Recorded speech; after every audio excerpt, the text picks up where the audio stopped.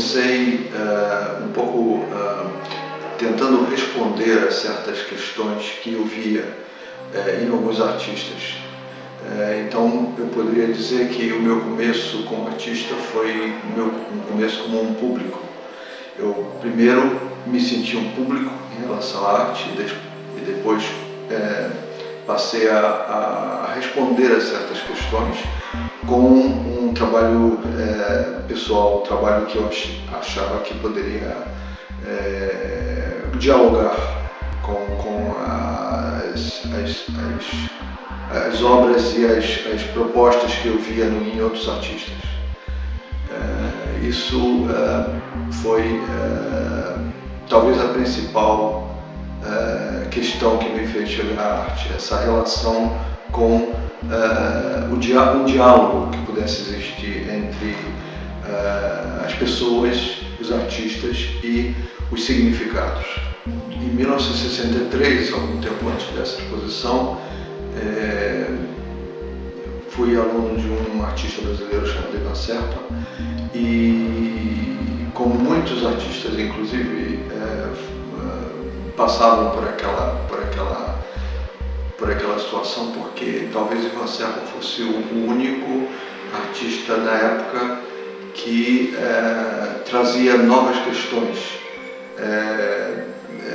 Era um artista muito interessante, um artista muito forte, muito polêmico, e tinha uma visão da arte muito nova para a época. Ele era, como você sabe, um artista neoconcreto, que era um grupo de arte brasileira que reagia, de certa forma, ao concretismo paulista realizado na cidade de São Paulo. E como principal característica havia no neoconcretismo carioca uma certa liberdade, uma certa espontaneidade na maneira de tratar a geometria. Então, na realidade, eu acho que nós procurávamos entender como funcionava a questão da geometria, tentando encontrar um partido sensível para essa situação. Em 67 eu tive minha primeira exposição coletiva no Salão de Verão, que era um salão que reunia alguns artistas, você se inscrevia e era escolhido e participava desse salão. Mas a primeira exposição que eu fiz pessoalmente, individualmente, onde eu pude fazer uma exposição já com 40 obras, já foi em 1973. Essa exposição eu realizei no Museu de Arte Moderna do Rio de Janeiro e me parece ter sido, assim, para mim, o momento que eu considero que seria realmente o começo da minha carreira, porque ali eu reconheço primeiras características, as primeiras características pessoais de uma obra, né? E antes, eu acho que desde 14 anos eu já realizava trabalhos e fazia muitas coisas, mas eu não via nessas operações nada pessoal. Eu estava, como eu disse, meio respondendo certas questões do mundo. Veja bem, eu acho que os artistas nunca deixam de ser público, de certa maneira, porque os artistas continuam, apesar de estarem produzindo, continuam a ver as obras dos outros artistas. Isso é um aspecto fundamental do meu trabalho. Essa relação com o mundo através digamos assim, da grande variedade de situações que existem no mundo e como responder ao mundo, de certa maneira. Eu acho que o artista hoje em dia vive uma situação paradoxal. Por um lado, ele cria perguntas próprias, mas por outro lado o mundo exige respostas muito sofisticadas hoje em dia, né?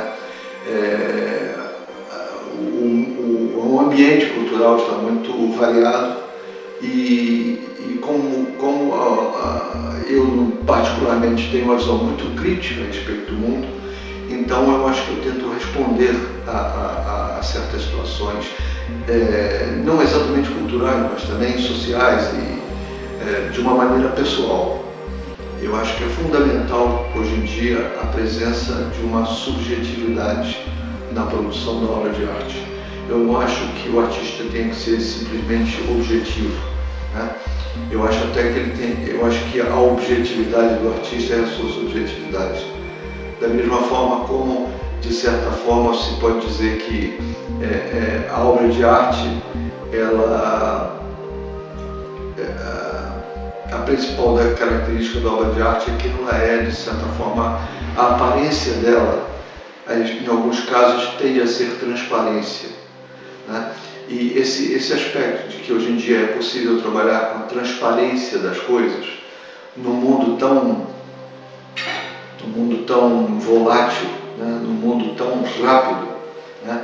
Então, para mim, por exemplo, é fundamental pensar algumas questões, como, por exemplo,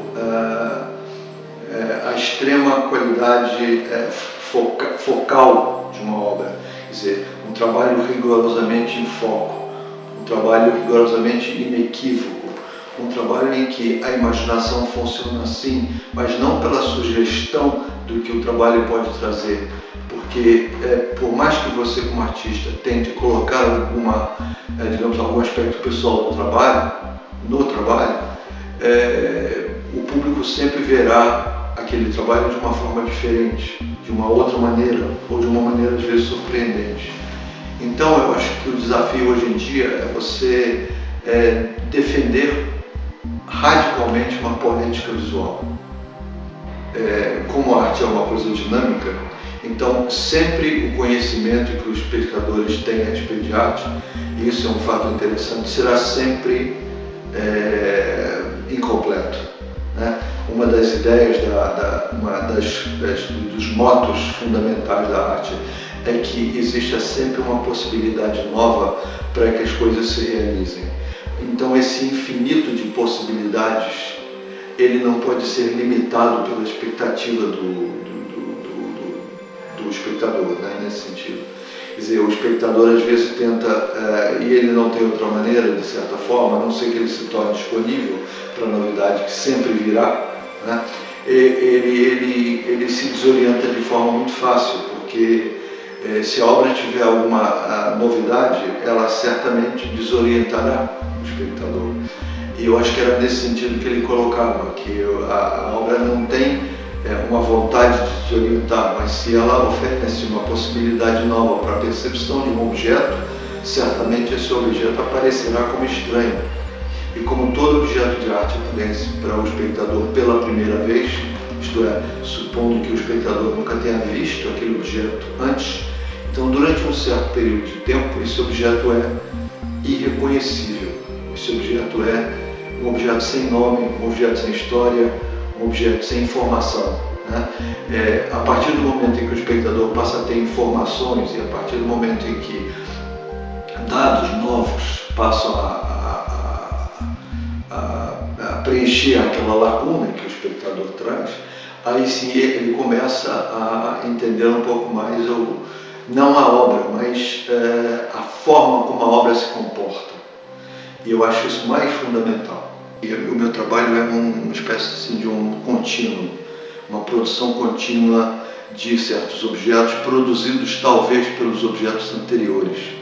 Então eu diria para você que esse objeto, ou qualquer um desses objetos dessa exposição, seria impossível de ser realizado se eu não tivesse realizado outros objetos antes, onde eu perseguia coisas, em alguns casos de forma semelhante, em alguns casos outras ideias, que eu fui abandonando algumas pelo caminho, mas certamente esse processo de decantação dos objetos, quer dizer, eu não me imagino, por exemplo, fazendo um objeto como esse sem ter, quando eu olho para esse objeto, por exemplo, eu vejo a quantidade de objetos que eu deixei de realizar para realizar esse objeto.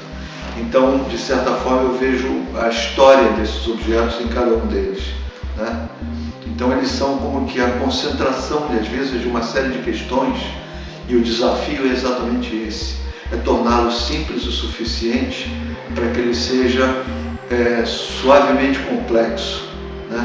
Mas que, por outro lado, essa complexidade seja infinita, quer dizer, que eu possa, digamos assim, olhar para um objeto daqui a 10 anos e ainda ver nele coisas novas.